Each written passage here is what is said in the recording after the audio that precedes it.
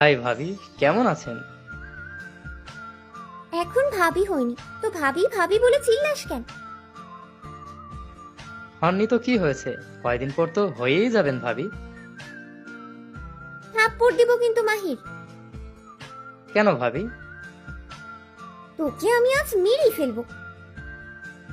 আমি আপনার একমাত্র দেবর, আমাকে এইভাবে ভয় দেখালে হয় বলুন?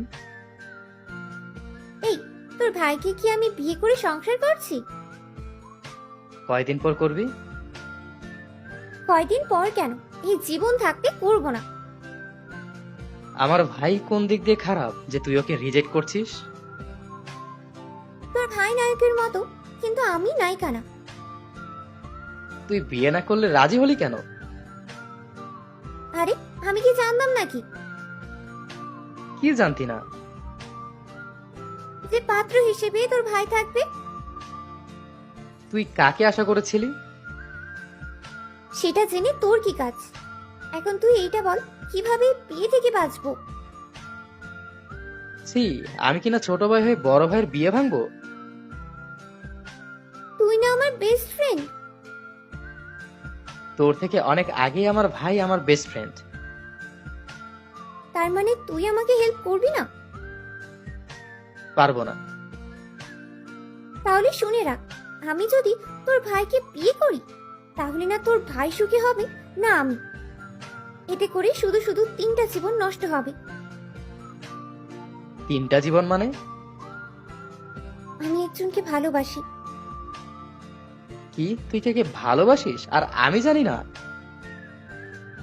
আমি জানতে দিইনি তাই জানিস না?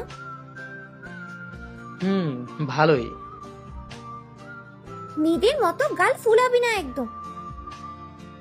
আচ্ছা, আমি আসি। কোথায় যাবি? তোদের বিয়ে ভাঙার ব্যবস্থা করতে। কিভাবে?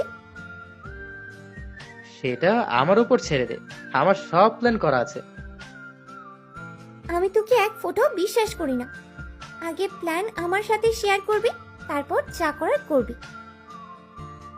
শুনুন ভাবি সাহেব, আমি ভাবি ডাকতে না করিনি, শালা চামচিকা। ঠিক আছে, আমি তো খারাপ ছেলে তাই না? তোর বিয়ে তুই ভাঙ, আমি গেলাম। এই দোস্ত, শোন না, তোর মতো ভালো ছেলে এই পৃথিবীতে হারিকেন দিয়ে খুঁজলেও পাওয়া যাবে না। ঠিক আছে ঠিক আছে। এখন বল, প্ল্যানটা কি? একদম তেল মশলা মেশানো প্ল্যান। তাড়াতাড়ি বল না।